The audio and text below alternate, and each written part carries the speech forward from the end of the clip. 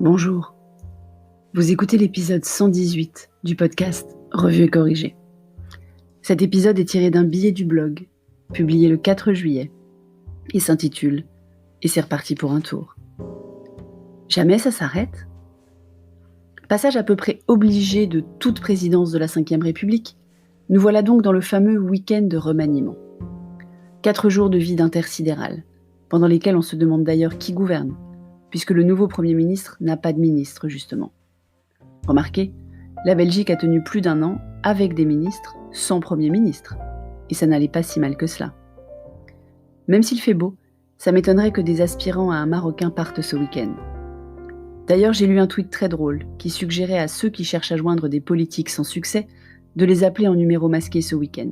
Ça va décrocher sec. On ne sait jamais. Plutôt que d'hurler avec les loups qui font les pires procès d'intention à ce monsieur déconfinement dont j'ai découvert le visage vendredi, j'ai décidé de vous parler de choses légères. Parce que franchement, vous avez déjà plein vos fils d'infos ou de réseaux sociaux des choses anxiogènes, agressives, délétères. Des bonnes nouvelles en mode décousu donc. Christian Clavier est redevenu drôle. Oui, je sais, ça m'a autant étonné que vous, mais il est redevenu drôle. Il a fait rire tout Twitter, et moi avec, dans son entretien avec Pascal Praud.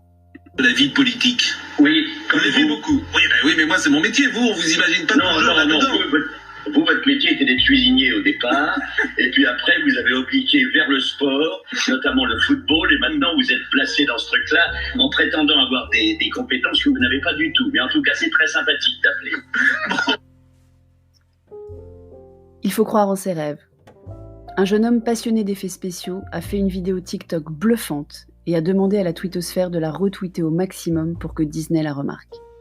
Et ça a marché. Bob Iger, l'iconique CEO de Disney, lui a répondu. Je vous mettrai le lien dans les notes d'épisode. Je vous en ai déjà parlé, je pars bientôt en vacances, et j'espère que vous aussi. Je vous en parlais dans l'épisode 106. Comme je ne fais pas de sport, une de mes activités principales des vacances, c'est la lecture. De préférence au soleil, sur un transat, au bord d'une piscine.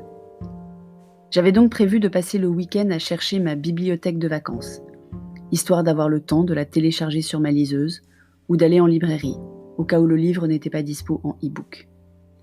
Et ô joie, PPC a décidé, sans que j'ai jamais abordé le sujet avec lui, à croire qu'on est directement connecté en télépathie, de consacrer l'épisode de lundi matin au conseil lecture pour les vacances. J'ai gagné donc plusieurs heures de mon week-end. Si vous avez des idées, vous pouvez contribuer au conseil jusque lundi matin, 7h35, heure du direct. Je vous mettrai le lien du tweet dans les notes d'épisode. Je ne lis pas que des bouquins sérieux, je lis aussi des romans, beaucoup. Principalement de la science-fiction, tendance dystopie, et des policiers.